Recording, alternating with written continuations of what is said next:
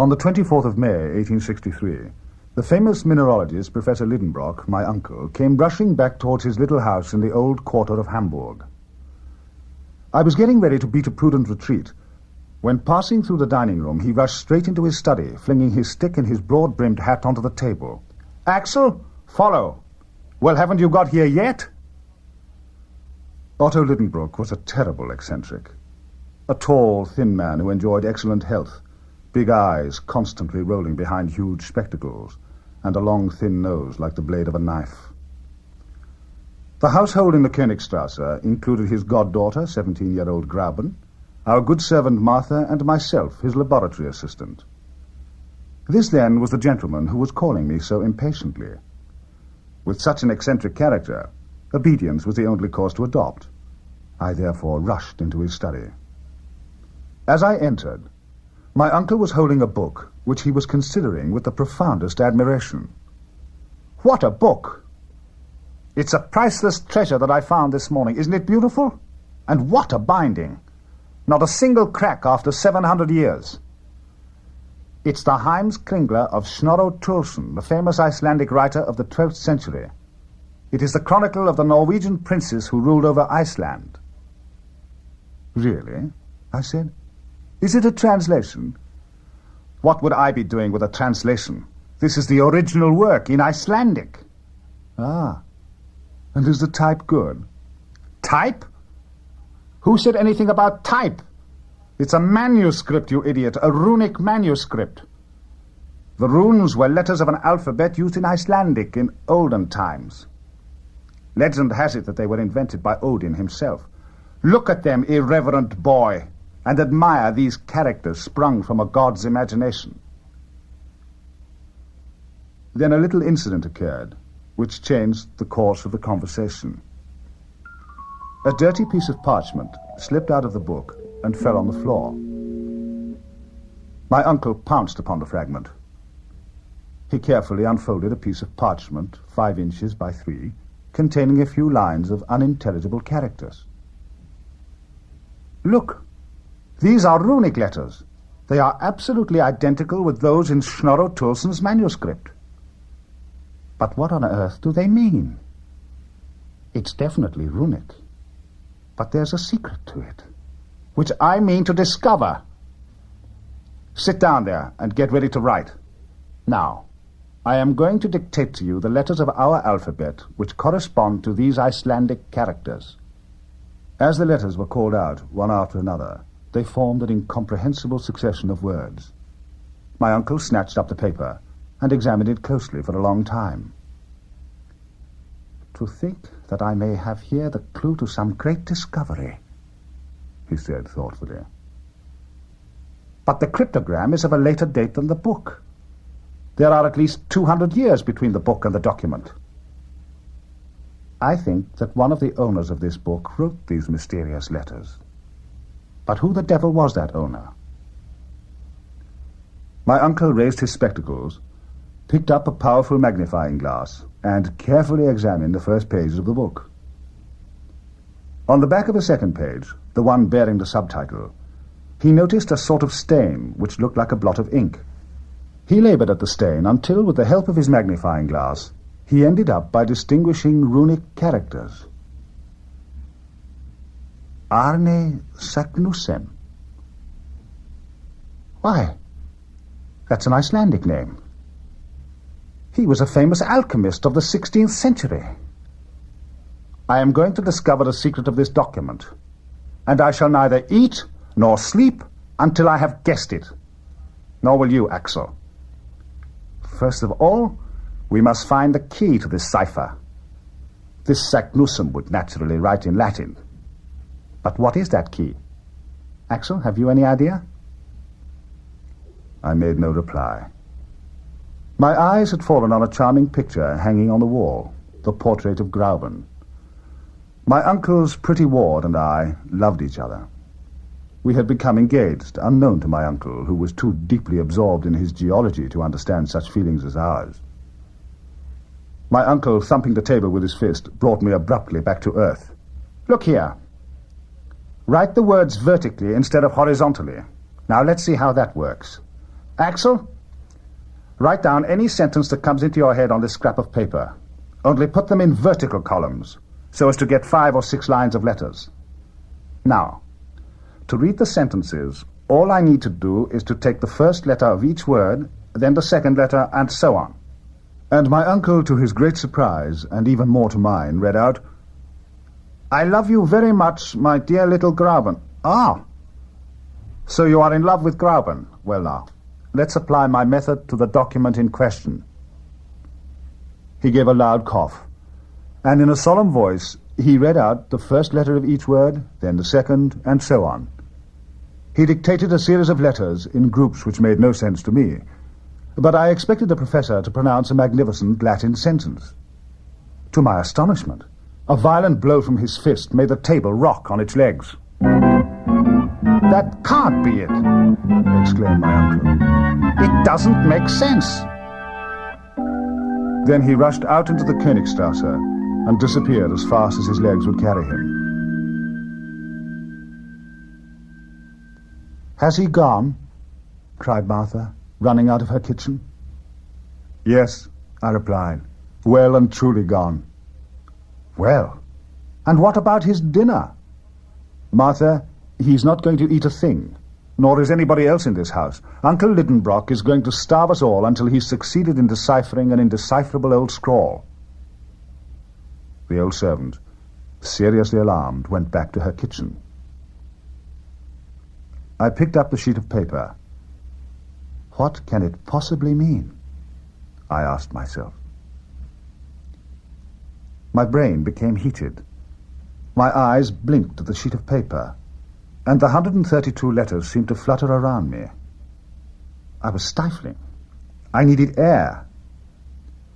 Without thinking, I started fanning myself with the sheet of paper, so that the back and the front came alternately before my eyes. Imagine my surprise when, in one of these rapid movements, just as the back was turning towards me, I thought I could see some perfectly legible words. Latin words, such as craterum and terrestre. Light suddenly dawned upon me. I bent over the table and placed my finger on each letter in succession, and without stopping, without hesitating for a moment, I read out the whole sentence. At first, I was absolutely thunderstruck. Had what I had just read really happened? Had some man had the audacity to penetrate... Oh, no. If my uncle got to hear of a journey of this sort, he would want to follow suit. He would set off in spite of everything, and he would take me with him. And we should never come back. Never. Never. The only thing to do is to destroy the document. I picked up not only the sheet of paper, but also Saknussemm's parchment, and I was about to fling them both into the fire when the study door opened and my uncle appeared. I only just had time to put the wretched document back on the table. Professor Lidenbrock seemed preoccupied. His all-absorbing idea was not giving him a moment's rest. When I awoke next morning, he was still at work. With a single word, I could have loosened the pressure of that iron vice which was squeezing his brain. But I said nothing. In my uncle's own best interests, I was determined to keep the secret which chance had revealed to me. 2 o'clock struck. I began to feel really hungry. I started telling myself that my uncle would not believe it. He would dismiss it as a joke, that eventually he would find the key to the cipher himself. I resolved to tell all. Uncle Lidenbrock, I have found the key to the document. Read that. But it's meaningless, said the professor. Yes, if you start reading at the beginning, but if you read backwards... The professor uttered a cry of amazement. He read the whole document, translating as he read, Descend into the crater of Schneffelsjokull, over which the shadow of Scartaris falls, before the calends of July, bold traveller, and you will reach the center of the earth. I have done this. Arne Saknussem. After a few moments of silence, my uncle asked, What time is it? 3:00. Is it really? I'm dying of hunger. Let's have something to eat. After that, you can pack my box. What? And your own. At these words, a shudder went through the whole of my body. I knew that only scientific arguments could stop Professor Lidenbrock. To go to the center of the Earth. What a crazy idea. Axel, you have done me a great service. I shall never forget that, my boy, and you shall have your share in the glory we are going to win. Above all, I insist on absolute secrecy. If this document were made public, a whole army of geologists would rush to follow in Arne Saknussemm's footsteps. Yes, I said. I grant you that Saknussemm wrote those lines. But does it follow that he really performed the journey? May not this old parchment be just a hoax? You are perfectly free to express your opinion, Axel. I no longer regard you as my nephew, but as my colleague. Go on. Well, first I should like to ask you what these names Jökull, Sneffels, and Skartaris mean. Now here is one of the best maps of Iceland. You can see that there are volcanoes all over the island, and they all bear the name Jökull. I see. But what is Sneffels? Follow my finger along the west coast of Iceland. You see Reykjavik, the capital? Good. Well, just below the 65th degree of latitude, what do you see there? A mountain. That is Sneffels. It is 5,000 feet high and undoubtedly destined to be the most famous in the world, if its crater leads to the center of the globe. That's impossible, I retorted. Impossible? And why should it be impossible? Because the crater must be full of lava and burning rocks, and in that case... But what if it is an extinct volcano? Extinct? Well, that is possible. But what does Skartaris mean? And where do the calends of July come into all this? What is obscure to you is crystal clear to me. Sneffels has several craters, and it was therefore necessary to indicate the one which leads to the center of the Earth. Saknussemm observed that at the approach of the calends of July, one of the peaks of the mountain, Skartaris, cast its shadow as far as the mouth of the crater in question. I saw that I could not shake my uncle as far as the words on the old parchment were concerned. All right.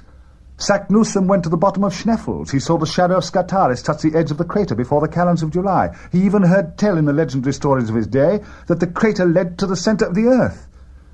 But as for his having gone down there and come back alive, no, 100 times no. And why not? Because all the theories of science prove that a feat of that sort is impossible. The temperature at the center must be over 2 million degrees. Consequently, all the substances inside the Earth must be in a state of incandescent gas. How could it be possible to penetrate so far? Neither you nor anybody else knows for certain what is going on inside the Earth, seeing that we have penetrated only about 1/12,000th part of its radius.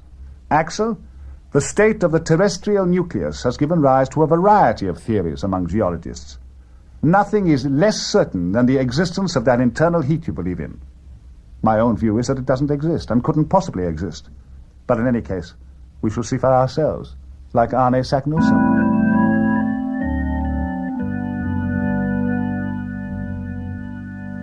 I needed fresh air and went out to the banks of the Elbe. Had I been listening to the mad speculations of a lunatic, or to the scientific conclusions of a genius? Where in all this did truth stop and error begin? After some while, I caught sight of Grauben walking briskly towards Hamburg. "Axel, what's the matter?" she asked. 3 sentences were sufficient to put her in possession of the facts. "Axel," she said at last, "it will be a wonderful journey, a journey worthy of a scientist's nephew. Oh, how hard it is to understand the hearts of women. Reason has no part in their lives. This girl was encouraging me to take part in that expedition, and would not have been afraid to join it herself. I was disconcerted, and to tell the truth, ashamed of myself. 'Grauben,' I said, 'we shall see whether you talk like this tomorrow.' Tomorrow, my dear Axel, I shall speak exactly as I have done today." So we continued on our way, tired out by the day's emotions. I comforted myself with the thought that the calends of July were still a long way off, and that a great many things could happen in the meantime to cure my uncle of his mania for underground exploration. But I had reckoned without the professor's impatience. "Come along, Axel," exclaimed my uncle as soon as he saw me. "Hurry up! Your box isn't packed, my papers aren't in order, and I can't find the key to my bag." Are we going, then?" "Yes. First thing tomorrow. Have you any doubts?" "No. Only I don't see what need there is to hurry." "Think of time. Time flying with irreparable speed." "But it's only the 26th of May, and from now until the end of June. If we delay, we should arrive too late to see the shadow of Scartaris touch the crater of Sneffels. So we have to get to Copenhagen as fast as we can to find some means of transport to Iceland. Go and pack your things. I'll see you tomorrow morning. We leave at 6 sharp." I couldn't bear any more. I fled upstairs to my room and slumped onto my bed. During the night, fear took hold of me. I felt the professor's strong hand gripping me, dragging me along, pulling me into chasms and quicksands. I kept hurtling into bottomless abysses with the increasing velocity of bodies dropping through space. My life had become an interminable fall.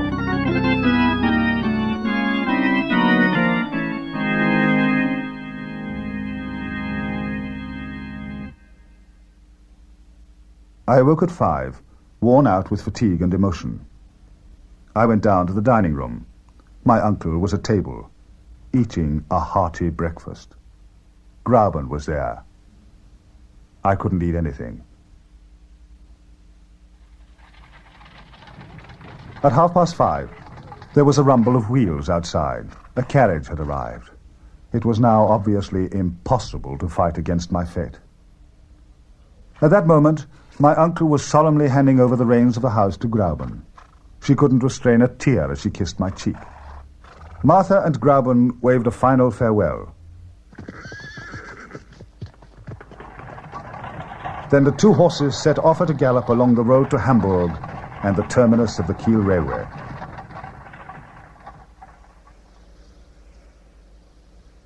At 7 o'clock, we were sitting opposite each other in our compartment. The whistle sounded, and the engine moved off. We were on our way.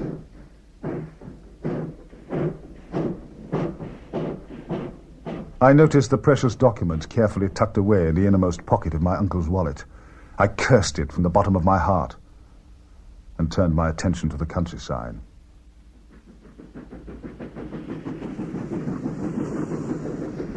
Three hours after our departure, the train stopped at Kiel, a stone's throw from the sea.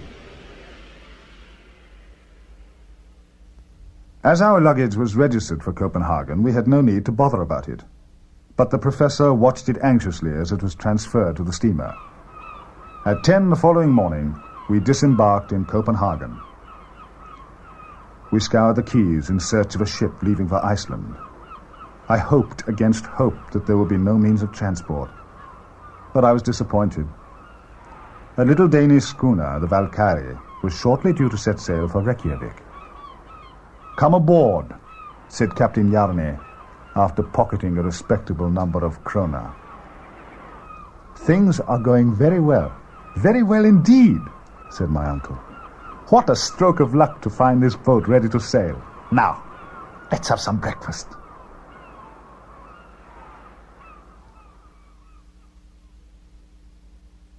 So on the 2nd of June at 6 in the morning, our precious luggage was taken on board the Valkyrie. "Is the wind favorable?" asked my uncle. "Couldn't be better," replied Captain Jarne. "It's a sou'easter. We shall leave the Sound at full speed with all sails set." Soon our schooner encountered the great Atlantic swell. She had to tack against the north wind and reached the Faroes only with some difficulty. The voyage passed without incident. I bore the trials of the sea fairly well. My uncle, to his great annoyance and even greater shame, was sick from beginning to end.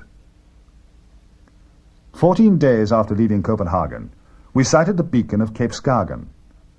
An Icelandic pilot came on board, and 3 hours later, the Valkyrie anchored off Reykjavik. The professor at last emerged from his cabin, somewhat pale and haggard, but as enthusiastic as ever.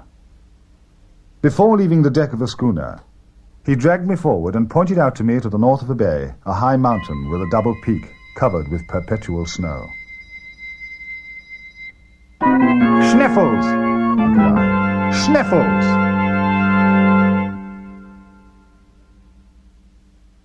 We were carrying an introduction to a Mr. Friedrichsen, a local schoolmaster, and, like my uncle, a geologist. For a few days we were his guests while we assembled our provisions and instruments. Only too soon I heard my uncle say to our host, "Now we are ready, and I must see about getting a guide." "I have one I can offer you," said Friedrichsen. "He's an able fellow, and I'm sure you'll be pleased with him." "When can I see him?" "Tomorrow, if you like." "Why not today?" "Because he won't be here till tomorrow." "Tomorrow, then," said my uncle, with a sigh. I slept soundly all night, and when I awoke I joined my uncle in the next room.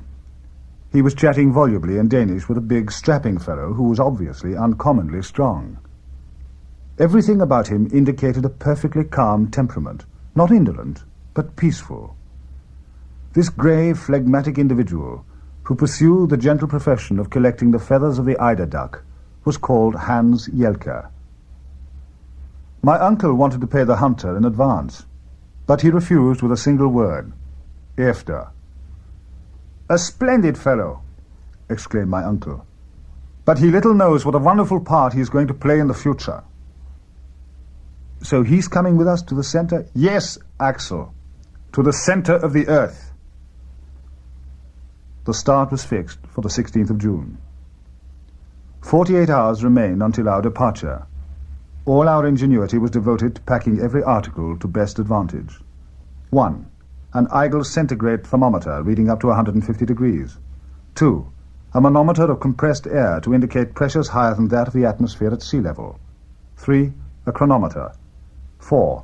2 compasses, one for inclination, the other for declination. 5. A night glass. 6. 2 Ruhmkorff coils which by means of an electric current provided a safe, handy and portable light. 7. 2 rifles and 2 Colt revolvers. 8. A large quantity of gun cotton, mattocks, pickaxes, a silk rope ladder, 3 iron-shod staves, an axe, a hammer, a dozen iron wedges and spikes, and some long knotted cords. Lastly, there were the provisions. These I found reassuring, for I knew that there was enough meat extract and biscuits to last us 6 months. 6 pairs of stout boots, waterproofed with a mixture of tar and India rubber, were packed with the tools.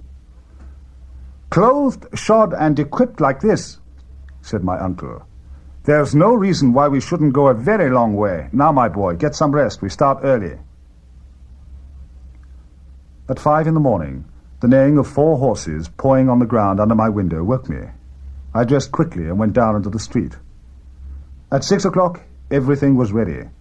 We mounted our horses, and with a final farewell to Mr. Friedrichsen, we set off under a cloudy but settled sky. A week of hard riding along the coast brought us through the foothills, and then a slow climb with many a pause to cross rivers in full spate finally brought us to the lower slopes of Sneffels. We were skirting the huge base of the volcano. The professor never took his eyes off it, gesticulating as if he were defying it. "So, that is the giant I'm going to defeat." My uncle was now obliged to explain to the guide that he intended to explore the interior of the volcano as far as he could go. Hans simply nodded his head. To go there or anywhere else, to plunge into the bowels of his island or to cross its surface was all one to him. As for me, I had been distracted by the incidents on our journey, and had to some extent forgotten the future. But now, fear gripped me once again. "Uncle," I implored, "there's no proof that Sneffels is extinct. Just because the monster has been asleep since since 1229 doesn't follow that it can never wake up again, and if it does wake up, what will become of us?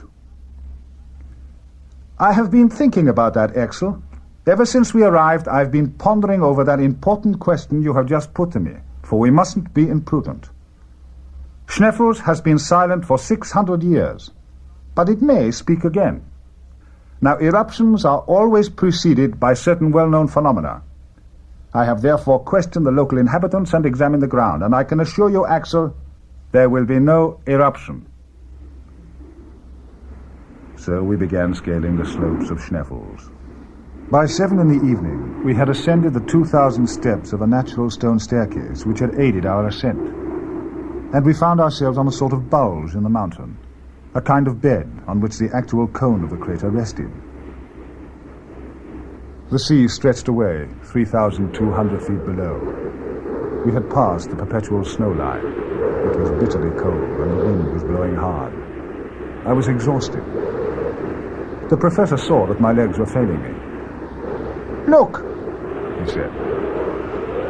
From the direction of the plain, a huge column of powdered pumice stone, sand and dust was rising into the air, twisting about like a waterspout. The wind was driving it against the side of Schneffels to which we were clinging. If this column were to bend towards us, we should inevitably be caught up in its eddies.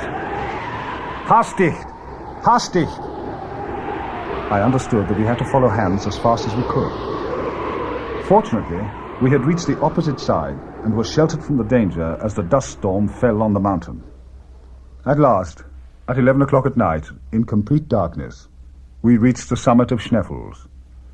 And before taking shelter inside the crater, I had time to see the midnight sun at the lowest point of its course, casting its pale rays on the island sleeping at my feet.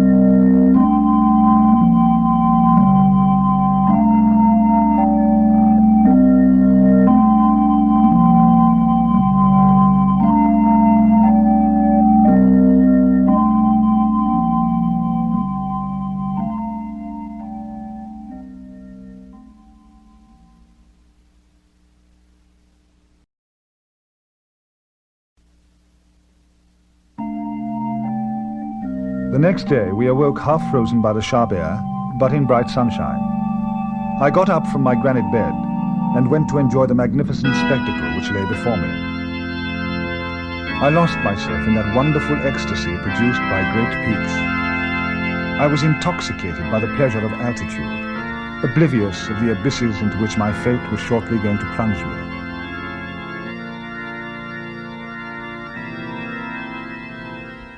Hans and the professor joined me on the summit of the peak.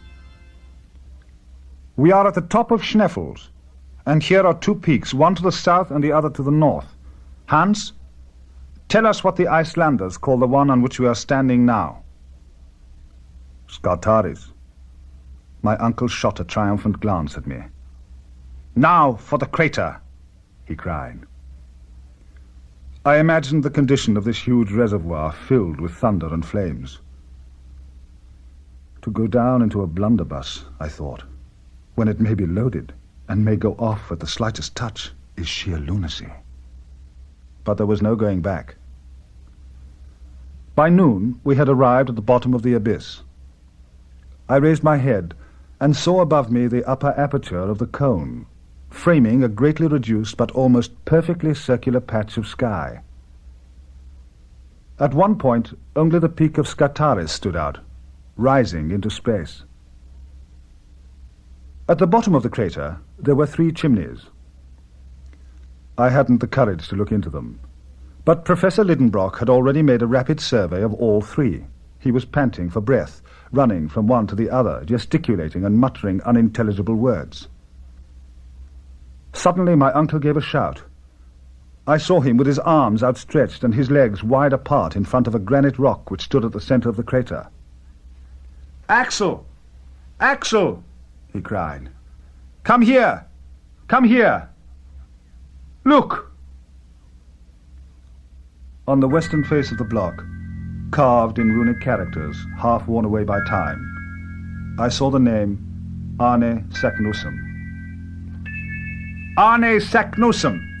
cried my uncle. "Have you any doubts now?" Overwhelmed by this piece of evidence, I made no reply. The next day, a grey, cloudy, heavy sky settled over the summit of the cone. Hope dawned again in my heart. Of the 3 ways open to us beneath our feet, only one had been taken by Saknussemm. According to the Icelandic scholar, the shadow of Scartaris touched the correct one during the last days of June, and on a given day pointed out the way to the center of the earth. Now, if the sun failed to shine, there would be no shadow, and consequently no guide. It was the 25th of June. If the sky would only remain cloudy for 6 days, the expedition would have to be postponed for another year. On the 26th, there was still no sign. Sleet fell all day. The next day, the sky was still overcast. But on Sunday, the 28th of June, the sun poured its rays into the crater. The shadow of Scartaris stood out like a sharp edge and started turning imperceptibly with the sun. My uncle turned with it. At midday, in the shortest period of its course, it gently touched the edge of the central chimney. "It's there!" cried the professor. "It's there! Now for the center of the earth!" I looked at Hans. "Forut," said the guide calmly.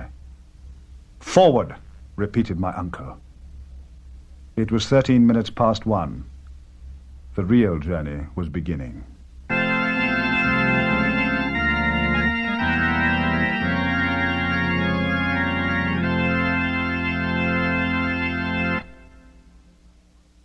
I had not yet looked down into the bottomless pit into which I was about to plunge, but now the time had come. I could either resign myself to the whole business or refuse to take part in it. I leaned over a projecting rock and looked down. My hair stood on end. The fascination of the void took hold of me. I felt my center of gravity moving and vertigo rising to my head like intoxication. I was on the point of falling when a hand pulled me back. It was that of Hans.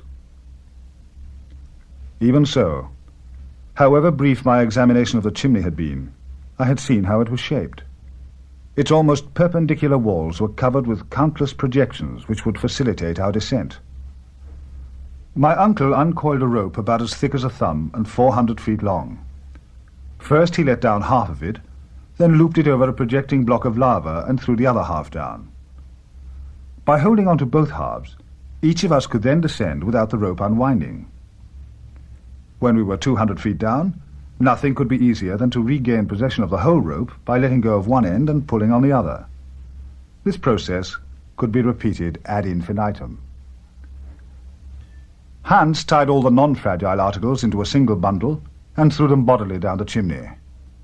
My uncle, leaning over the abyss, followed the descent of his baggage with a satisfied air. "Good," he said. "Our turn now." Now I ask any honest man if it was possible to hear those words without a shudder. After half an hour, we had reached the surface of a rock which was firmly attached to the wall of the chimney. Hans pulled one end of the rope, the other rose into the air, and, after passing round a projecting rock at the top of the chimney, came down, bringing with it a dangerous sort of rain, or rather hail, of stones and pieces of lava. Leaning over the edge, I observed that the bottom of the hole was still invisible. The maneuver with the rope was begun again, and half an hour later we had descended another 200 feet. The professor was making observations, for at one of our halts he said to me, "The farther I go, the more confident I feel. The order of these volcanic formations fully confirms Davy's theory. We are in the middle of the primordial stratum, in which the chemical operation took place of metals catching fire at the contact of air and water. I absolutely reject the idea of central heat. In any case, we shall soon see." After 3 hours, I still couldn't see the bottom of the chimney, and it was getting gradually darker. Still we kept on descending. We had started at 1 o'clock, and had been descending for 10 hours. As for the depth we had reached, 14 operations with a rope 200 feet long totaled 2,800 feet. At that moment, the professor called out, "Halt! We have arrived." "Where?" "At the bottom of the perpendicular chimney." "Isn't there any other way out, then?" "Yes, and I can just make out a sort of corridor slanting away to the right. We shall see about that tomorrow. Let's have our supper first and then sleep." Lying on my back, I saw a bright point of light at the end of a 3,000-foot tube, which acted like a gigantic telescope. It was a star which must have been B Ursa Minor. Then I fell into a deep sleep.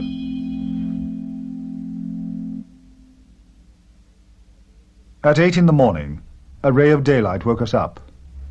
The countless facets of the lava walls caught it as it passed and scattered it like a shower of sparks. This light was bright enough to enable us to distinguish surrounding objects. Breakfast over, my uncle took out of his pocket a little notebook. He consulted his various instruments one after another and recorded the following data. Monday, 29th of June. Chronometer, 8:17 a.m. Barometer, 29 inches, 7 lines. Thermometer, 6 degrees centigrade. Direction, east-southeast. "Now, Axel, we are really going to plunge into the bowels of the earth." With these words, my uncle connected the Ruhmkorff to the filament in the lamp. A reasonably bright light immediately dispelled the darkness of the gallery. "Forward!" cried my uncle, leading the way. Just as I was plunging into this dark passage, I raised my head and caught a last glimpse of that Icelandic sky which I was never to see again. The substance which formed steps under our feet had become stalactites on the walls. The lava had formed little round blisters.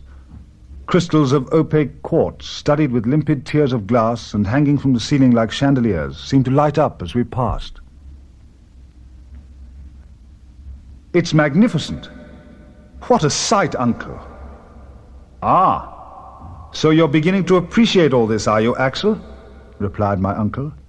"So you consider this splendid, do you? Well, you'll see even finer sights, I hope. Now, quick march." As yet, there was no considerable rise in temperature. I consulted a thermometer and found it had only reached 10 degrees. This led me to think that our descent was more horizontal than vertical. About 8 in the evening, the professor called a halt. We were in a sort of cave, where there was no lack of air. On the contrary, we could feel the breezes. What atmospheric disturbance was causing them? This was a question I made no attempt to answer just then. I was utterly exhausted. The word "halt" was therefore music to my ears. We all ate hungrily.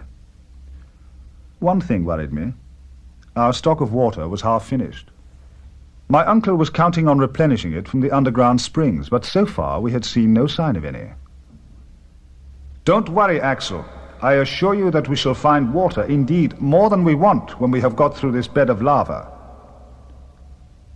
"But this stream of lava may go down a long way. It seemed to me that we haven't got very far vertically." "Well, according to my observations, we have reached a depth of 10,000 feet below sea level." "Impossible." "Perfectly possible. Or else figures aren't figures anymore." Indeed, the professor's calculations were correct. We had already gone 6,000 feet beyond the greatest depth hitherto reached by man.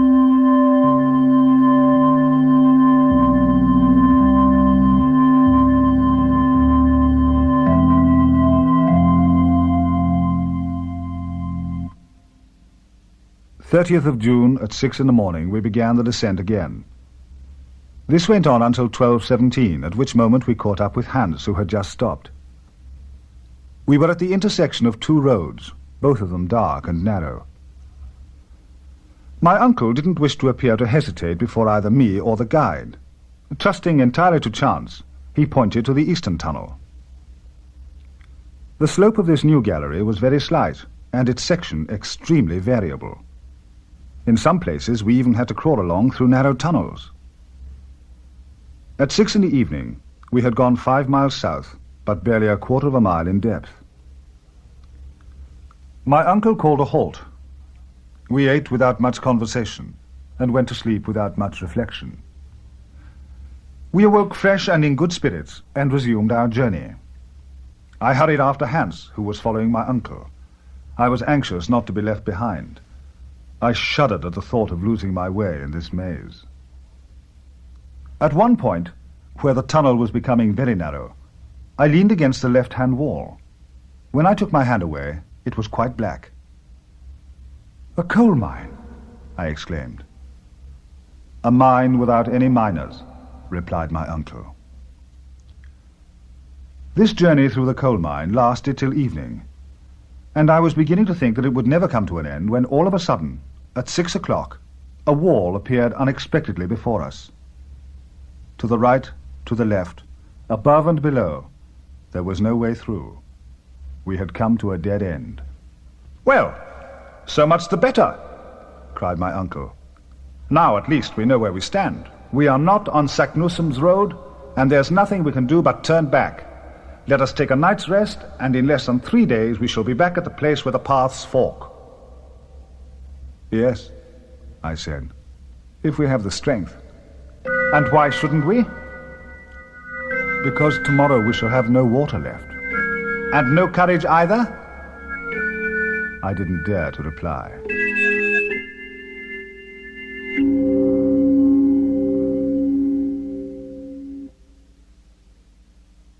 The next day we started early in the morning.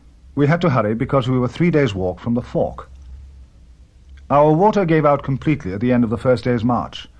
I found the heat stifling and was paralyzed with fatigue. At last, on Tuesday the 7th of July, crawling on hands and knees, we arrived half dead at the junction of the 2 galleries. There I dropped like a lifeless mass stretched out on the lava floor. It was 10 in the morning.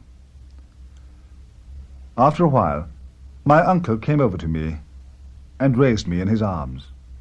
Then I saw him take the flask hanging at his side. To my amazement, he put it to my lips. "Drink," he said. "A mouthful of water.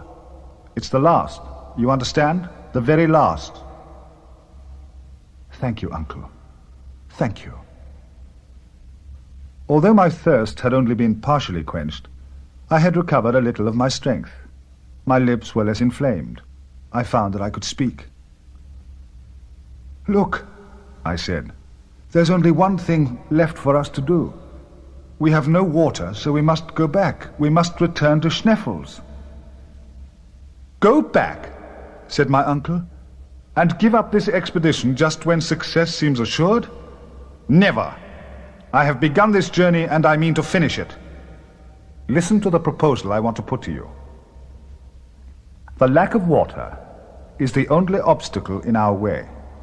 In the eastern gallery made of lava, schist and coal, we haven't found a single drop of moisture.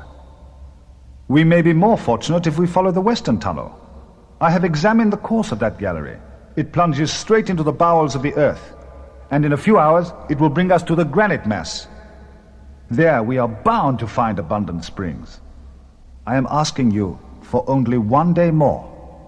If, after 1 day, I have not found the water we need, I swear to you that we will return to the surface."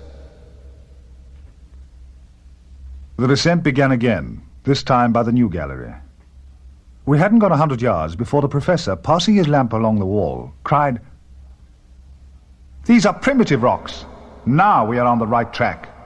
Forward!" The beams from our lamps, reflected by the tiny facets of rocky mass, crisscrossed in all directions, so that I felt as if I were walking through a hollow diamond, inside which the rays were shattering against each other. About 6 o'clock, this festival of light abated to a noticeable extent and almost ceased. We were immured in a huge prison of granite. It was now 8 in the evening, and there was still no sign of water. I was suffering agonies of thirst. My uncle strode on, listening for the murmur of some spring, but there was nothing to be heard. At last, My strength gave out completely.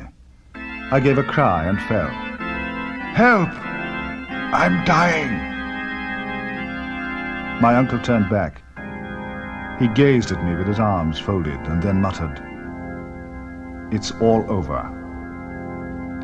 The last thing I saw was a frightening gesture of rage before I closed my eyes.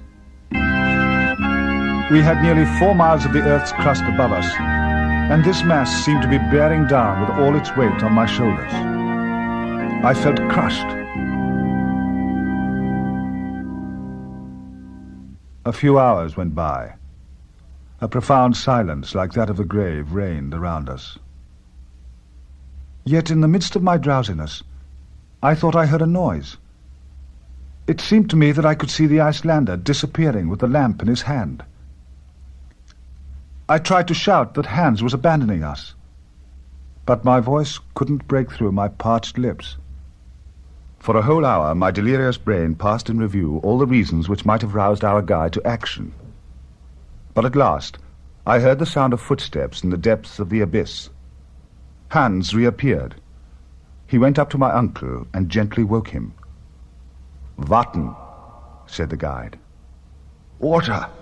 Water!" I cried. "Water?" repeated my uncle. "Where?" Hans pointed back the way he had come. We were soon making our way down a slope of 1 in 3.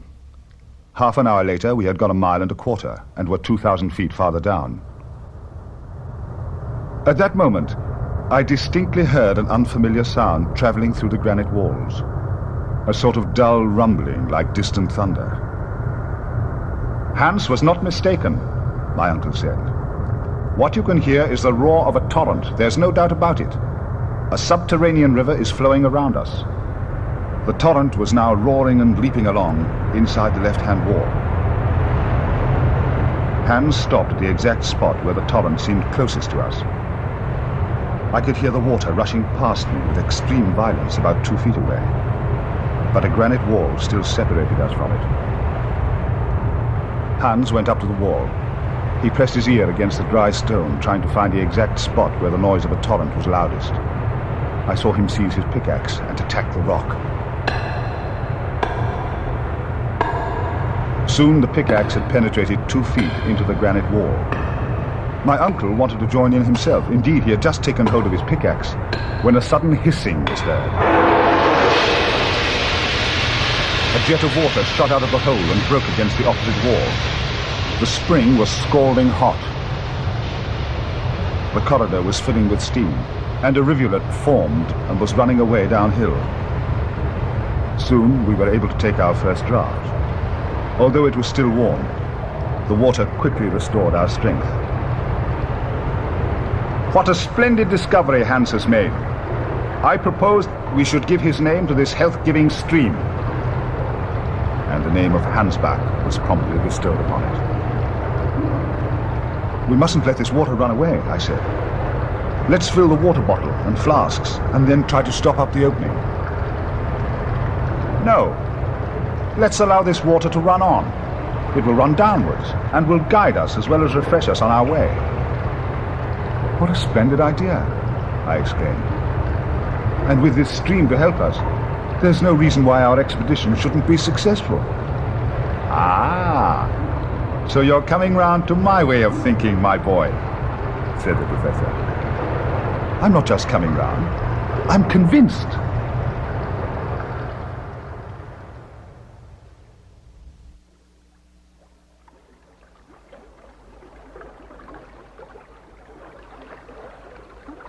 The next day, we had already forgotten all our past sufferings. Fortunately, all we had to do was descend. "Let's start!" I cried, awakening with my shout the oldest echoes in the world. We set off again at 8 on Thursday morning. The winding granite tunnel seemed as tortuous as a maze, but its general direction was consistently southeast. Then, all of a sudden, a frightening shaft opened at our feet. "Now we shall make progress," my uncle cried. This shaft was a narrow crack in the granite mass, a fault which had obviously been caused by the contraction of the Earth's crust while it was cooling. On the 11th and 12th of July, we followed the spirals of this fault, penetrating another 5 miles deeper into the Earth's crust, or about 13 miles below sea level. But on the 13th, about midday, the fault took on a much gentler slope of about 45 degrees in a southeasterly direction. The path then became easy and absolutely monotonous. On Wednesday the 15th, we were 18 miles underground and about 125 miles from Schneffels. When the professor told me that we had traveled 125 miles horizontally, I couldn't help exclaiming, "If your calculations are correct, we are no longer under Iceland. We have passed Cape Portland and are under the sea." "Under the sea," repeated my uncle, rubbing his hands with delight. I rapidly became accustomed to the idea, for the gallery, now running straight, now winding about, but constantly heading southeast and always going deeper, soon took us to a very great depth indeed.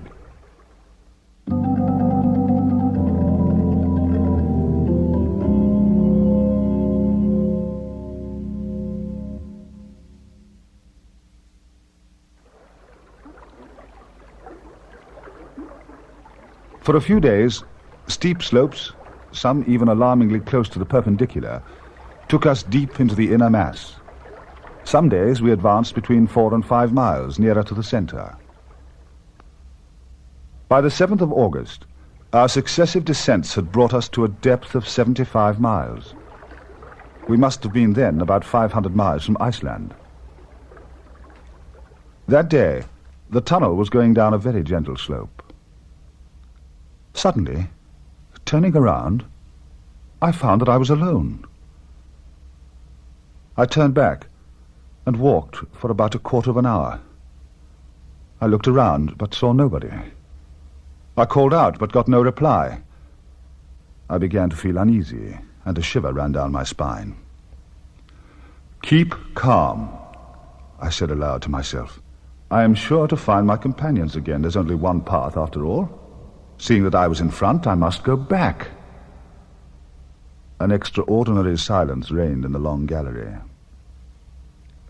I stopped. I could not bring myself to believe that I was alone. I might have gone a little astray, but I couldn't be lost. Before continuing my climb, I bent down to drink from the Hansbach. To my horror and amazement, I found that I was standing on rough, dry granite. The stream was no longer flowing at my feet. To describe my despair at that moment would be impossible, for there is no word for it in any human language. I was buried alive. In the midst of this anguish, a new terror took hold of me. My lamp had been damaged in my fall. Finally, a last gleam flickered in the lamp, and I was plunged into unfathomable darkness. At this point, I lost my head.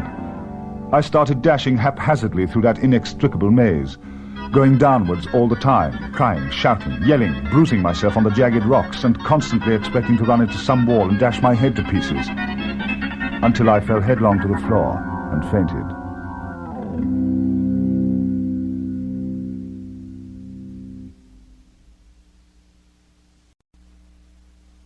I can't say how long I had been unconscious, for I no longer had any means of telling the time.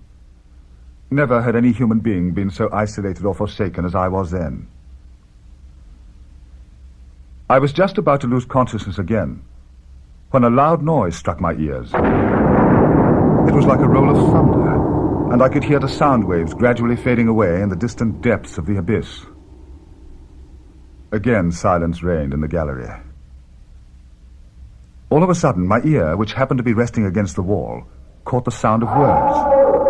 Indistinguishable and remote, but nonetheless words. I cried out, "Help! Help!"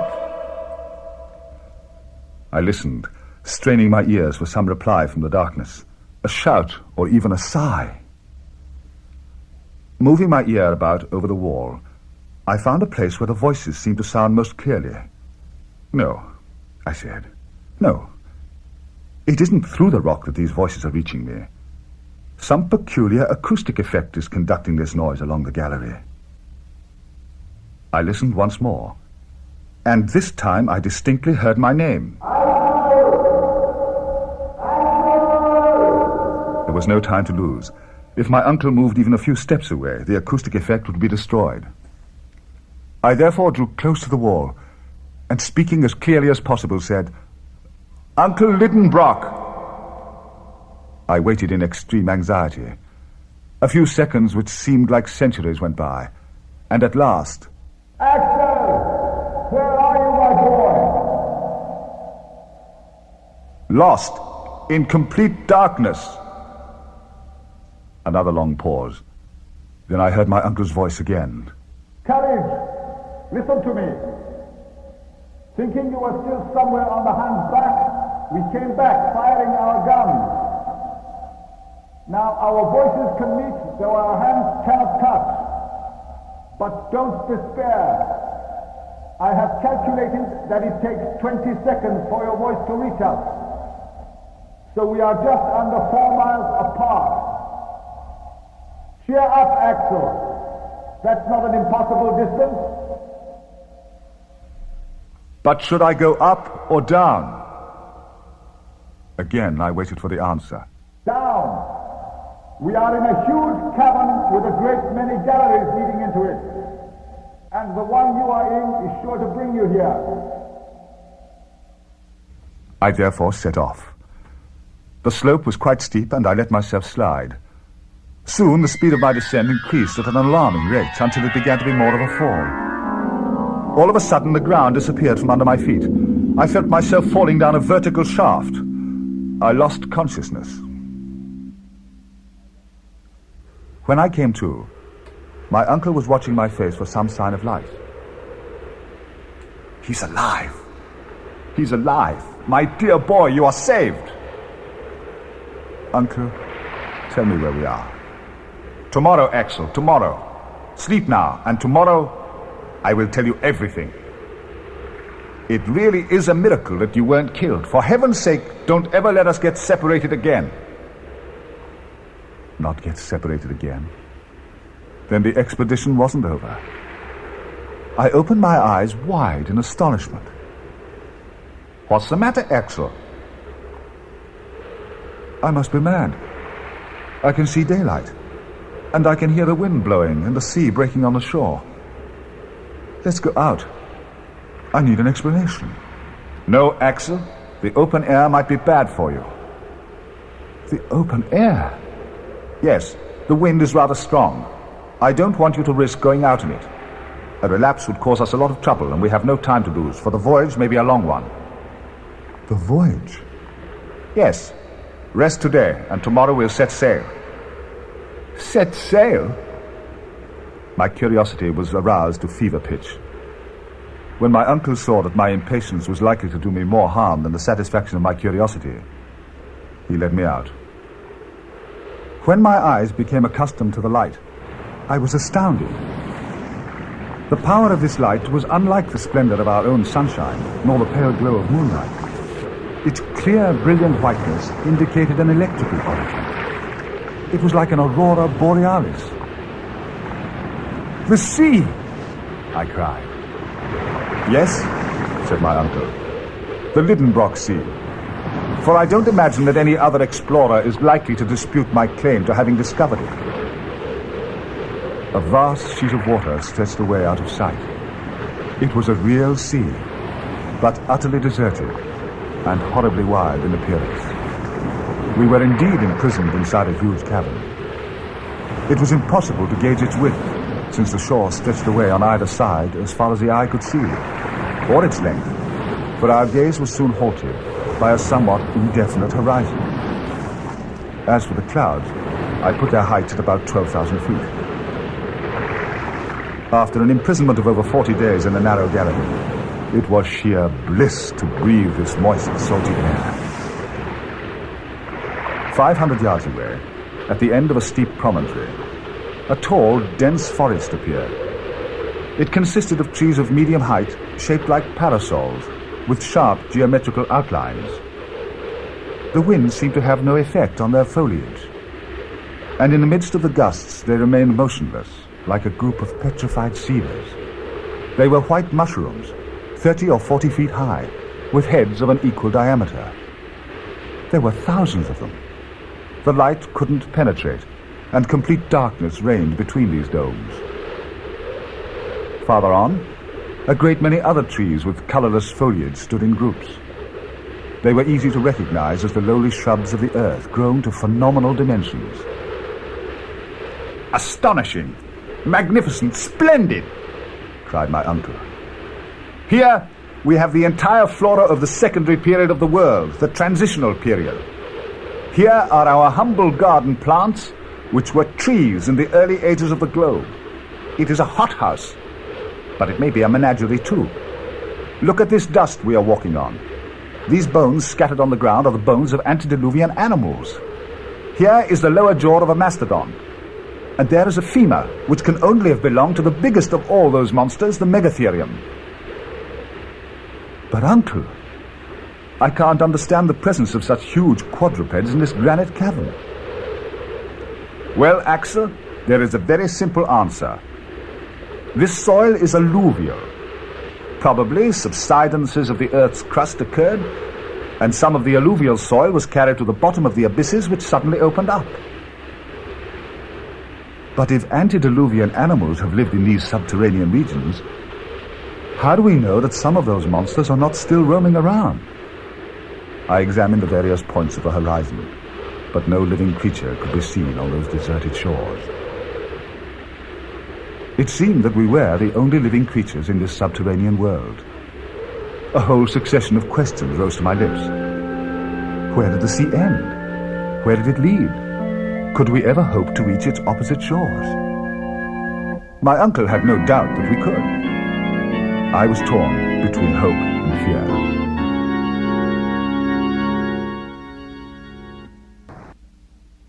The next morning, I was feeling completely recovered.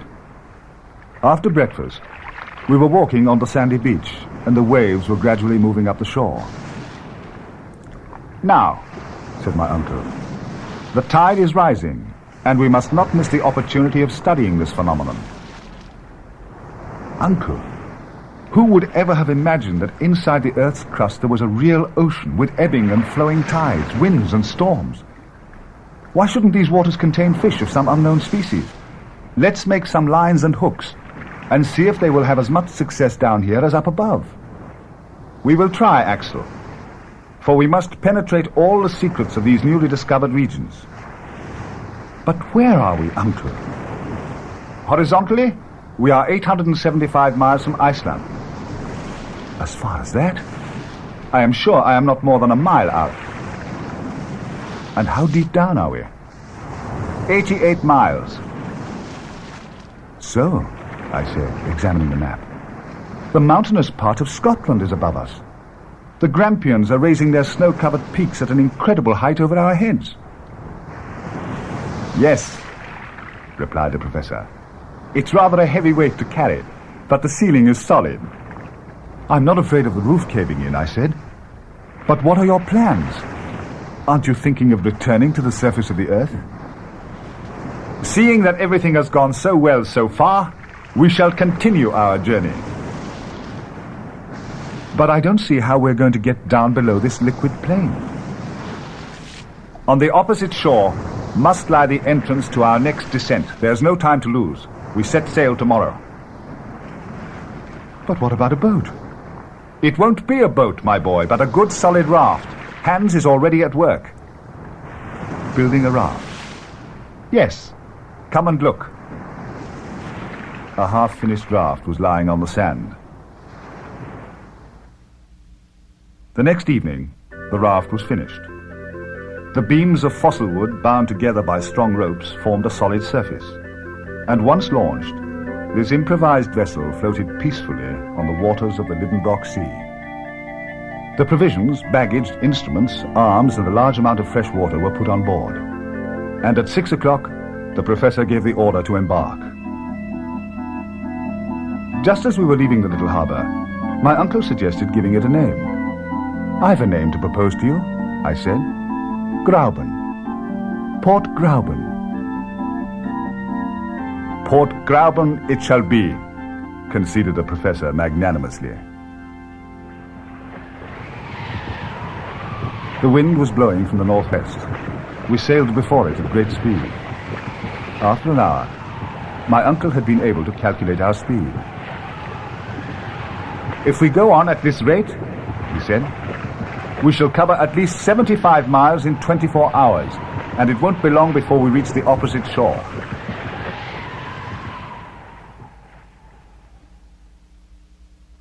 As soon as we had left Port Gräuben, my uncle had instructed me to keep the log. Friday, 14th of August. Coast 75 miles to leeward. Weather fine. 32 degrees centigrade. At midday, Hans fastened a hook at the end of a line, baited it with a small piece of meat, and threw it into the sea. For 2 hours we caught nothing, and we began to think that these waters were uninhabited. But then there was a pull at the line. Hans drew it in and brought a struggling fish out of the water. My uncle noted after a brief examination that the fish belonged to the family of the Cephalisphides, which had long been extinct. In 2 hours, we caught a considerable quantity of Pterichthys, as well as some fish belonging to another extinct family, the Dipterides. None of them had eyes. Now my imagination carried me away among the wonderful hypotheses of paleontology, and I had a prehistoric daydream. I could see floating on the water some huge Chersites, antediluvian tortoises like floating islands. Along the dark shore, there passed the great mammals of early times, the Leptotherium, found in the caves of Brazil, and the Mericotherium, found in the icy regions of Siberia. Farther on, the Pachydermatous Lophiodon, a gigantic tapir, was hiding behind the rocks, ready to dispute its prey with the Anoplotherium, a strange amalgam of rhinoceros, horse, hippopotamus, and camel. The giant mastodon waved its trunk and pounded the rocks on the shore with its tusks, while the Megatherium, buttressed on its enormous legs, burrowed in the earth, rousing the echoes of the granite rocks with its roars. Higher up, the Protopithecus, the first monkey to appear on Earth, was climbing the steep peaks. Higher still, the pterodactyl with its winged claws glided like a huge bat through the dense air. And finally, in the upper strata of the atmosphere soared enormous birds, more powerful than the cassowary and bigger than the ostrich. The whole of this fossil world came to life again in my imagination. Then my dream took me even further back into the ages before the appearance of living creatures. The mammals disappeared, then the birds, then the reptiles of a secondary period, and finally the fishes, crustaceans, mollusks, and articulated creatures. Centuries passed by like days. I went back through the long series of terrestrial changes. The plants disappeared. The granite rocks softened. Solid matter turned to liquid under the action of intense heat. Water covered the surface of the globe, boiling and volatilizing. Steam enveloped the earth, which gradually turned into a gaseous mass, white hot, as big and as bright as the sun. In the center of this nebula, which was 1,400,000 times as large as the globe it would one day form, I was carried through interplanetary space. An hallucination had taken hold of me. My body was volatilized in its turn, and mingled like an imponderable atom with these vast vapors, tracing their flaming orbits through infinity. "Have you gone mad?" cried the professor. "What is it? Are you ill?" "No. I've had a brief hallucination, but it's over now. Is everything all right?" "Yes. There's a fair wind and a fine sea. We are making good headway. And unless my calculations are wrong, we shall soon make land."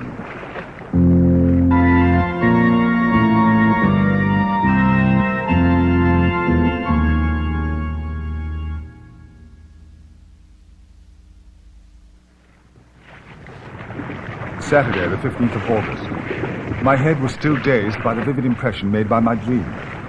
My uncle was in a bad temper. You seem anxious, Uncle. I've good reason to be. But we're going very fast. What's the good of that? It isn't our speed that's too small, but the sea that's too big. I remembered that before we set sail, the professor had estimated the length of this subterranean sea at about 75 miles. But we'd already covered 3 times that distance, and there was still no sign of the southern shore. And we aren't going down, the professor went on. I didn't come all this way just to go for an outing on a pond. But, I said, we followed the course indicated by Saknussemm. That's just the point. Have we followed that route? Did Saknussemm meet this stretch of water? Did he cross it? Has that stream we took as a guide led us astray? My uncle took soundings, tying one of the heaviest pickaxes to the end of a cord which he let down 200 fathoms. No bottom. When the pickaxe was back on board, Hans showed me some deep imprints on its surface. They were definitely the marks of teeth. The jaws which contained them must have been incredibly powerful. I couldn't take my eyes off the bar, which had been half gnawed away. We must keep a sharp lookout.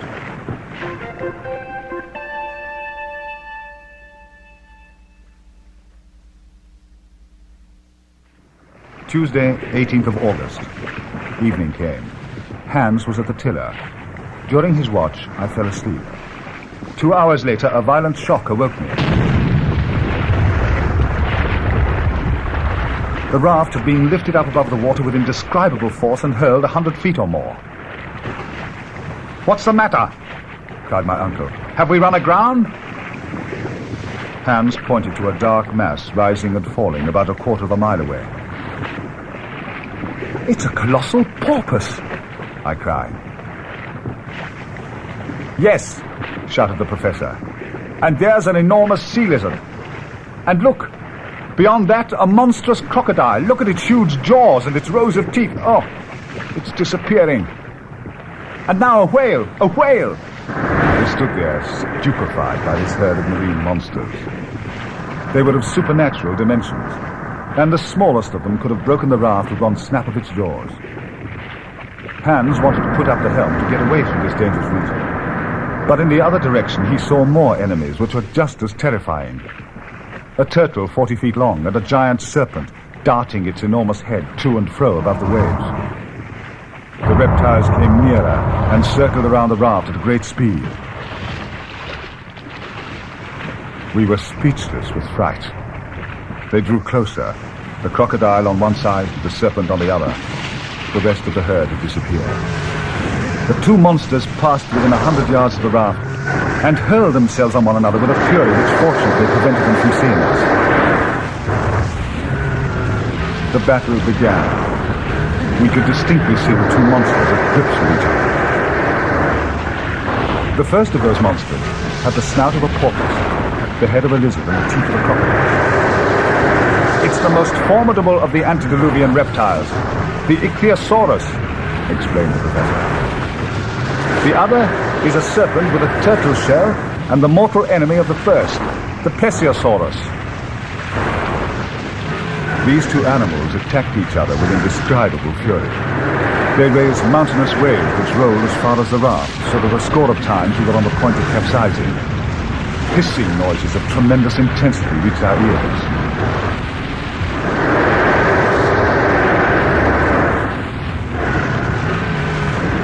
Suddenly, the Ichthyosaurus and the Plesiosaurus disappeared, creating a positive whirlpool in the water. Several minutes passed. All of a sudden, an enormous head shot out of the water, the head of the Plesiosaurus. The monster was mortally wounded. I could no longer see its huge shell, but just its long neck, rising, falling, coiling and uncoiling, lashing and writhing, the blood spurting all around. But soon, the reptile's death agony drew to an end. Its movements grew less violent, its contortions became feebler, and the long serpentine form stretched out, an inert mass on the calm waves. Victorious, the Ichthyosaurus returned to its submarine cave.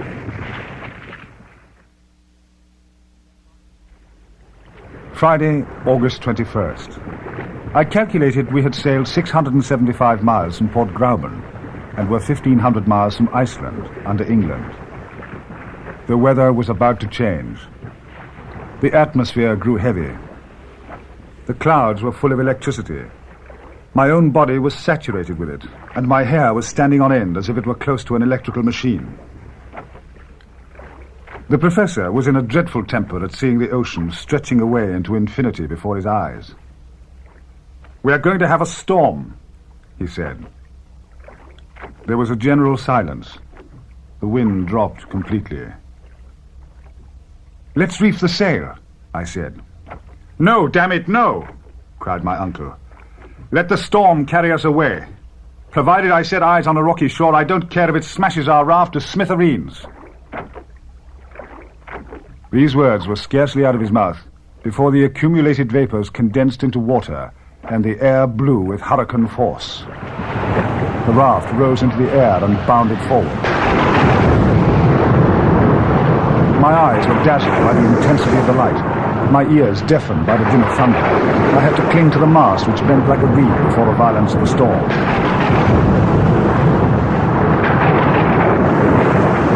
Sunday, August the 23rd.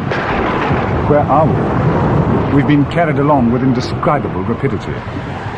Last night was dreadful, and the storm has not abated. We are living in a continuous din and uproar. Our ears are bleeding, and it's hardly possible to exchange a word. Where are we going? My uncle is stretched out at full length at the end of the raft. It is getting hotter. Monday, August the 24th. We are utterly worn out. At midday, the storm increased in violence, and the waves were washing over our heads.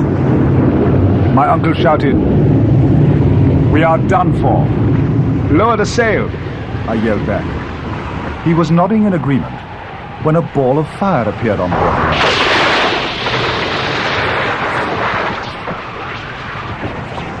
The mast and sail vanished together. I saw them rising to a prodigious height. The fireball, half white, half blue, and the size of a 10-inch shell, moved across the raft slowly, but revolving at an astonishing speed under the lash of the hurricane. For a horrible moment, I thought we were going to be blown up as the dazzling ball approached. Hans simply stared at it, but my uncle fell to his knees to avoid it. It pirouetted towards my foot, which I tried to pull away, but in vain. A smell of nitrous gas filled the air. Why was I unable to move my foot? Then I realized that the electric fireball had magnetized all the iron on board. The nails of my boots were clinging to an iron plate. At last, with a violent effort, I managed to pull my foot away, just as the ball was going to seize it in its gyrations and carry me away. Suddenly there was a blaze of light. The ball had burst and we were covered with tongues of fire. Then everything went dark. Where are we going?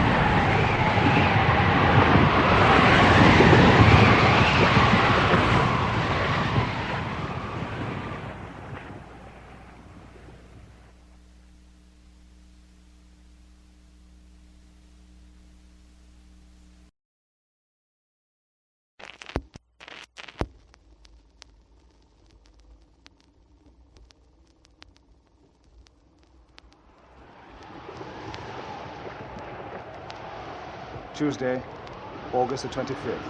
The storm is still raging. We are still at sea, moving at an incalculable speed. We have passed under England, under the Channel, under France, perhaps under the whole of Europe. I can hear a new noise. Surely it's the sound of a sea breaking on rocks. I felt myself being flung into the sea, but the brave Icelander carried me out of reach of the waves to a hot sandy beach, where I found myself lying beside my uncle.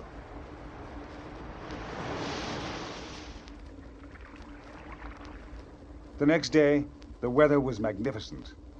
The sky and sea had calmed down with one accord. Every trace of a storm had disappeared. "Well, my boy?" inquired the professor. "Have you slept well?" You seem in very good spirits this morning, Uncle. Delighted, my boy, delighted. We've arrived. At the end of our expedition? No, but at the end of that apparently endless sea. Now we can really plunge into the bowels of the earth. What about our return journey? You mean to say you are still thinking about the return journey before we've even arrived? No. I only want to know how we're going to manage it. In the simplest way possible. Once we have reached the center of the globe, we shall either find some new route to the surface, or we shall return in a very humdrum fashion by the way we have come. I don't imagine that it will close up behind us. Then we shall have to repair the raft. Of course. What about the instruments? Have they survived the storm? Yes. Here is the manometer, the most useful of all, and there's the compass in perfect condition, as well as the chronometer and the thermometers. What about the provisions? I asked. For the most part, the sea has spared them. We have enough food for another 4 months. We have time to get there and back. During breakfast, I asked the professor where he thought we were. At our last observation, we were over 1,500 miles from Iceland.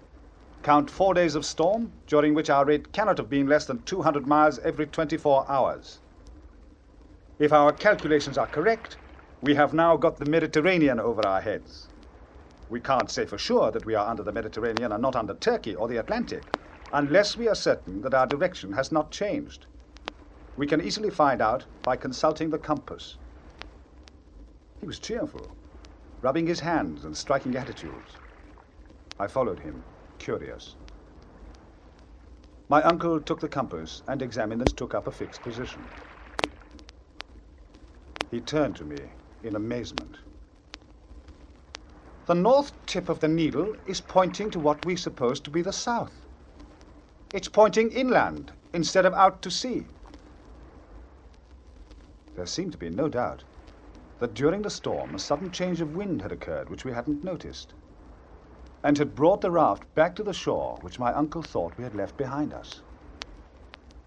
So, fate is having fun with me, is it? Air, fire, and water combine to block my way. Well, I won't give in. I won't move back an inch, and we shall see whether man or nature will get the upper hand. Listen to me, I said firmly. We are ill-equipped for a sea voyage. We should be mad to try that impossible crossing a second time. To the raft, he cried. It was no use arguing. Hans had just finished repairing the raft, as if that strange creature had guessed my uncle's intentions. The professor said a few words to the guide, who promptly placed all our effects on board and got ready to cast off. We shall, the professor said. Since fate has driven me onto this part of the coast, I won't leave it until I have explored it. And leaving Hans at his work, we set off. We had followed the shores of the Lidenbrock Sea for a mile, when the ground suddenly changed in appearance. It looked as if it had been shaken and convulsed by a violent upheaval of the lower strata. We were advancing with difficulty over granite fragments mingled with flint, quartz, and alluvial deposits, when we were suddenly confronted with a field, or rather a plain, covered with bones. It looked like a huge cemetery. Great mounds of bones were piled up in row after row, stretching away to the horizon, where they disappeared into the mist.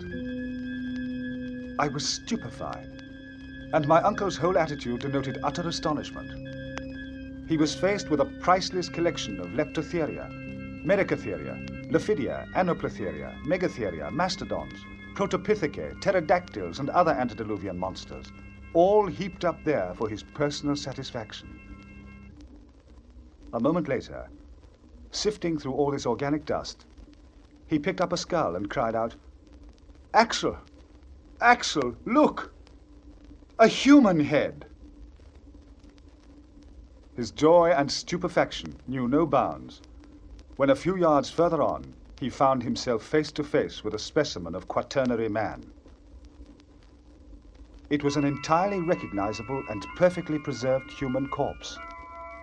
Taut, parchment-like skin, limbs still covered with flesh, perfect teeth, abundant hair, and fearfully long nails on fingers and toes. It was indeed an astonishing sight, that spectacle of generations of men and animals mingled together in a common cemetery. But then a serious question occurred to us. Had these creatures slipped through a fissure in the earth to the shores of the Lidenbrock Sea when they were already dead? Or had they lived here, in this subterranean world, under this false sky, being born and dying like the inhabitants of the upper earth? So far, only sea monsters and fishes had appeared to us alive. Might not some human being, some native of the abyss, still be roaming these desolate shores?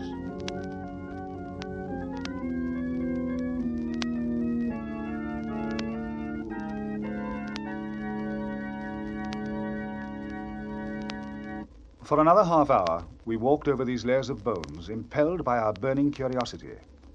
What other marvels did this cavern contain? After walking a mile, we reached the edge of a huge forest. But this time, not one of those forests of mushrooms which we had seen near Port Grauben. My uncle plunged boldly into this gigantic thicket. Suddenly, I stopped short, holding my uncle back. I thought I had seen some huge shapes moving about beneath the trees. Sure enough, it was a herd of gigantic mastodons. Not fossils this time, but living creatures. I saw those huge elephants whose trunks were twisting about under the trees like a legion of serpents. We were alone in the bowels of the earth, at the mercy of its fierce inhabitants. "Come along," Uncle said, seizing me by the arm. "Forward, forward." "No," I cried. "No human being could brave the anger of those monsters." "You are wrong, Axel. Look. Look over there." Less than a quarter of a mile away stood a human being watching over that great herd of mastodons. He was a giant, capable of mastering those monsters. He was over 12 feet tall. His head, which was as big as a buffalo's, was half hidden in the tangled growth of his unkempt hair. "Come on! Come on!" I cried, pulling my uncle, who for the first time in his life allowed himself to be persuaded. A quarter of an hour later, we were out of sight of that formidable figure. Although I was certain that we were treading grounds on which we had not set foot before, I kept noticing groups of rocks whose shapes reminded me of those at Port Grauben. This, of course, seemed to confirm the indication given by the compass that we had involuntarily returned to the north coast of the Lidenbrock Sea. I told my uncle about my bewilderment. "Obviously," I said to him, "we haven't landed at our point of departure, but the storm has carried us a little further down. We must be near the little port." "Perhaps, Axel, but we should at least find our own traces, and I can see nothing." "But I can," I replied. "This." And I showed my uncle a rusty dagger which I had just picked up. The professor examined it and exclaimed, "This dagger is a 16th century weapon. It belongs neither to you, nor to me, nor to our guide. Axel, we are on the way to a great discovery. This blade has remained on the sand here for 300 years. "Somebody's been here before us," I cried. "Yes, a man. A man who wants to indicate the way to the center of the earth. Let's look around." Presently, we reached a place where the beach narrowed. The sea almost came up to the foot of the cliffs, leaving a passage no wider than a couple of yards. Between two projecting rocks, we caught sight of the entrance to a dark tunnel. There, on a slab of granite, appeared two mysterious letters, half eaten away by time, the two initials of the bold, adventurous traveler. A.S. "A.S.!" cried my uncle. "Arne Saknussemm!" I was already rushing towards the dark tunnel when the professor stopped me. "Let's go back to Hans first," he said, "and bring the raft to this spot. Axel, everything has worked out for the best. We are leaving this horizontal sea which couldn't lead us anywhere. Now we shall go down and down and down. Do you realize that we're less than 4,000 miles from the center now?" "Is that all?" I cried. "Why, that's nothing. Let's fetch the raft." Everything was ready for an immediate start. There was not a single package that hadn't been put on board. We took our places on the raft, the sail was hoisted, and Hans set his course along the coast for Cape Saknussemm. Often the rocks, which were just below the surface of the water, forced us to make fairly long detours. Finally, after 3 hours at sea, we reached a place where we could disembark near the tunnel. The raft was moored to the shore. The opening, roughly circular, was about 5 feet across. The dark tunnel plunged straight into the rock. We were following an almost horizontal course when, after about half a dozen paces, our progress was barred by a huge rock. "Damn this rock!" I cried angrily.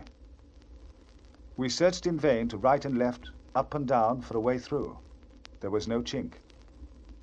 I sat down on the ground. My uncle strode up and down the passage. "But what about Saknussemm?" I cried. "Yes," said my uncle. "Does this mean he was stopped by this stone barrier?"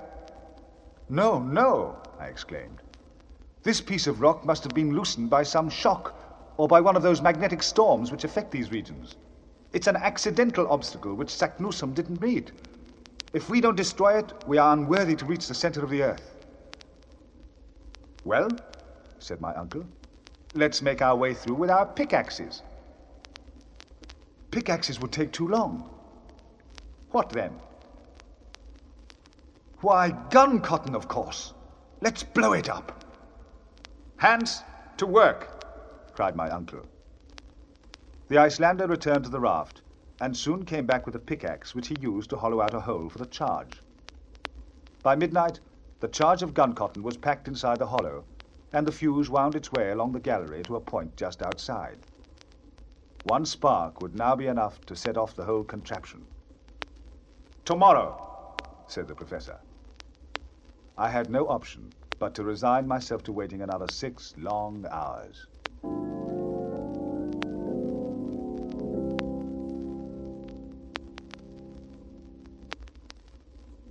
The next day, Thursday the 27th of August, was a great date in our subterranean journey. I can't recall it now without feeling my heart beating with fear. From that time on, our reason, judgment, and ingenuity counted for nothing, and we became the playthings of the elements. The time had come to blast our way through the granite obstruction. I begged for the honor of lighting the fuse. Once I had done this, I was to join my companions on the raft. We were to put out to sea to avoid the dangers of the explosion. "Off you go, my boy," said my uncle, "and come back and join us straight away." "Don't worry," I replied. "I won't stop to play." I promptly went to the mouth of the tunnel, opened my lantern, and picked up the end of the fuse. The professor was holding his chronometer in his hand. "Ready?"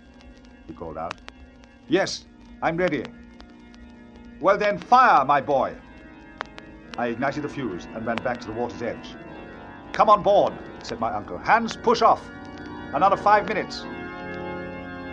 Another 4. Another 3. My pulse was beating half-seconds. Another 2. 1. Now, you granite mountains, down you go. The shape of the rock suddenly changed before my eyes. They opened like a curtain. I caught sight of a bottomless pit which appeared in the very shore.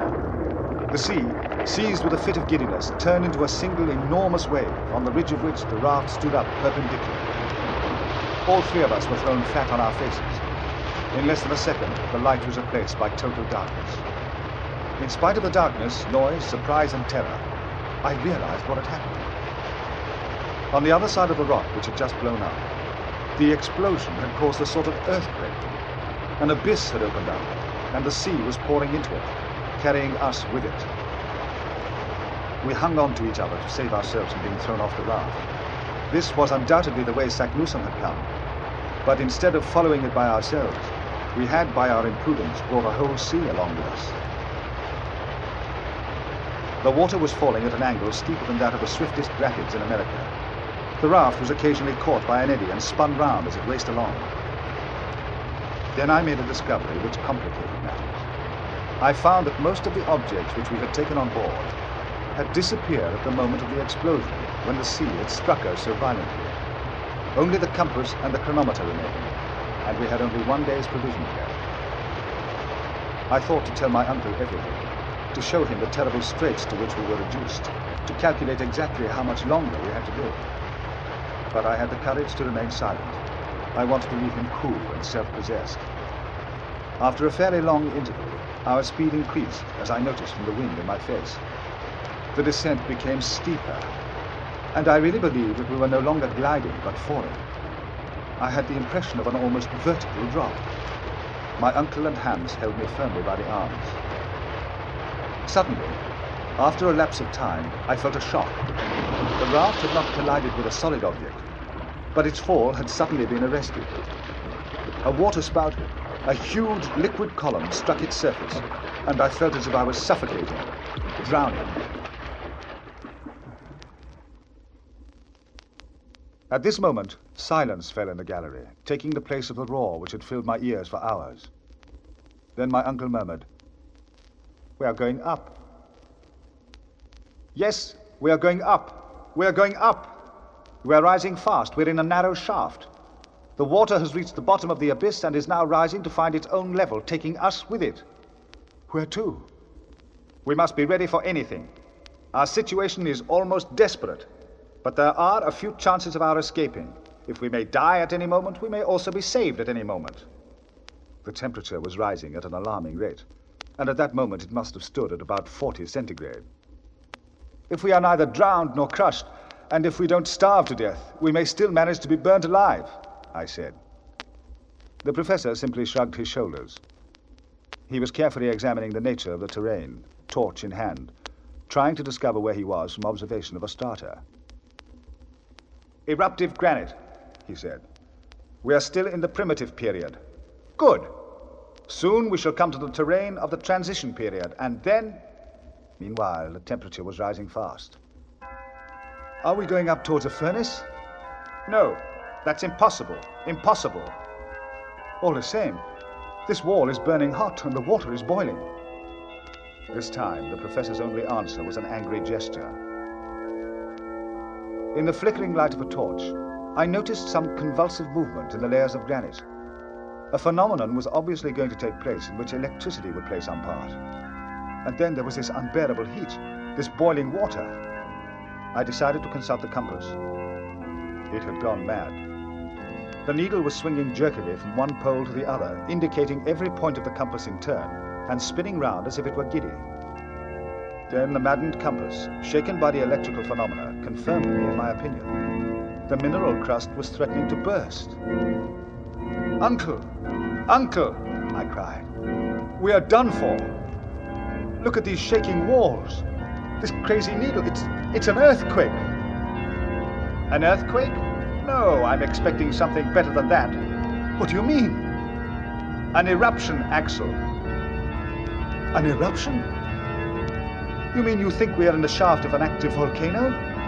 "I do, and I think it's the best thing that could happen to us." "But we're caught in the midst of an eruption," I exclaimed. "Fate has flung us in the path of burning lava, molten rock, boiling water. We're going to be thrown out, expelled, rejected, vomited, spat into the air, and you say that's the best thing that could happen to us?" "Yes, because it's the only chance we have of returning to the surface of the Earth." It was obvious that we were being carried upwards by an eruptive thrust. We were in the chimney of a volcano. An enormous force was pushing us irresistibly upwards. I have no clear recollection of what happened during the following hours, but just a vague impression of continuous explosions, shifting rocks, and a spinning movement in which our raft was whirled around. It rocked about on waves of lava. In the midst of a rain of ashes, roaring flames enveloped it. I caught a glimpse of Hans' face in the light of the flames, and after that, the only feeling I had was like the terror of a condemned man tied to the mouth of a cannon, just as a shot is fired and his limbs are scattered to the winds.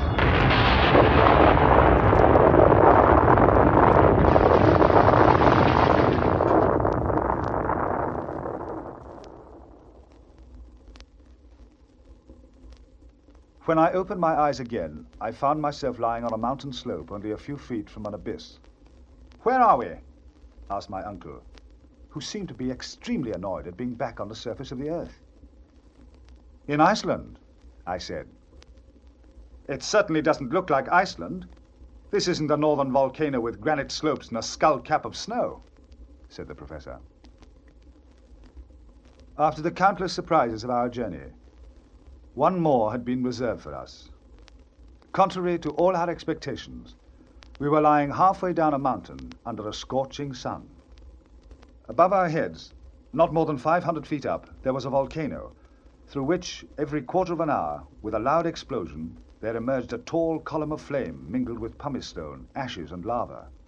Its base was hidden in a regular bower of green trees, among which I made out olives, figs, and vines laden with purple grapes. The professor said, "Whatever this mountain may be, it's rather hot here. Let's go down the mountain and find out where we are." "I think we're in Asia," I replied. "Or on the Indian coast. Or the Malay archipelago. Or Oceania. We might have gone right across the globe and come out of the Antipodes of Europe." "What about the compass?" asked my uncle. "According to the compass, we've been traveling north all the time," I replied. There was a mystery here, and I didn't know what to think. After 2 hours walking, we reached a lovely stretch of country, entirely covered with olive trees, pomegranate trees, and vines which seemed to be common property. What a joy it was to press that delicious fruit to our lips and to bite off whole clusters of those purple grapes. While we were enjoying these delights, a child appeared between two clumps of olive trees. Just as the boy was about to take to his heels, my uncle, doing his best to reassure him, asked him, "What is the name of this mountain, my boy?" The child made no reply. "Good," said my uncle. "We are not in Germany." He then put the same question in English. The child didn't answer. "Is the boy dumb?" cried the professor, and repeated the same question in French. The same silence. "Then let's try Italian. Come si noma questa isola?" "Stromboli," replied the little shepherd boy. Oh, what a journey! What a wonderful journey! We had gone in by one volcano and come out by another, and this other was more than 3,000 miles from Schneffels. The chances of our expedition had carried us into the heart of the most beautiful part of the world. We had exchanged the region of perpetual snow for that of infinite verdure, and the grey fog of the icy north for the blue skies of Sicily. But the compass, it pointed north. How can we explain that fact?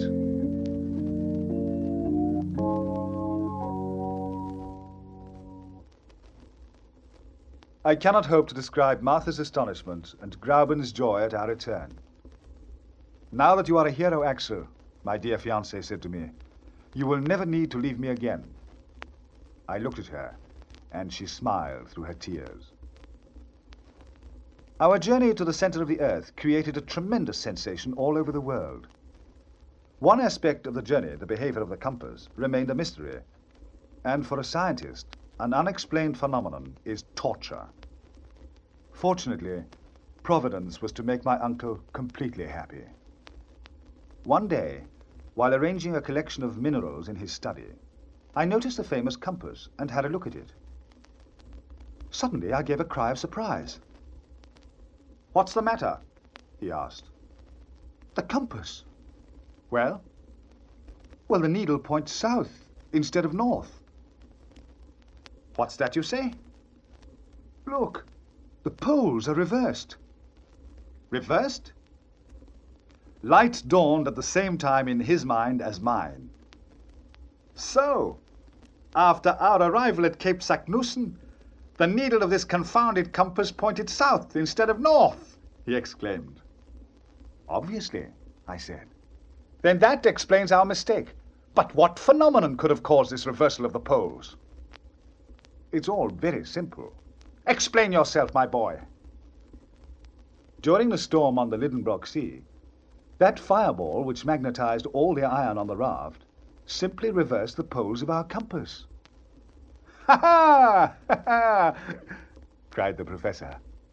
So it was a practical joke that electricity played on us. From that day onward, I was the happiest of men. For my pretty Grauben abdicated her position as ward and took her place in the Königstrasse house in the dual capacity of niece and wife. I need scarcely add that her uncle was the illustrious Professor Otto Liedenbrock, corresponding member of all the scientific, geographical, and mineralogical societies in the world. Axel! Axel! Follow me!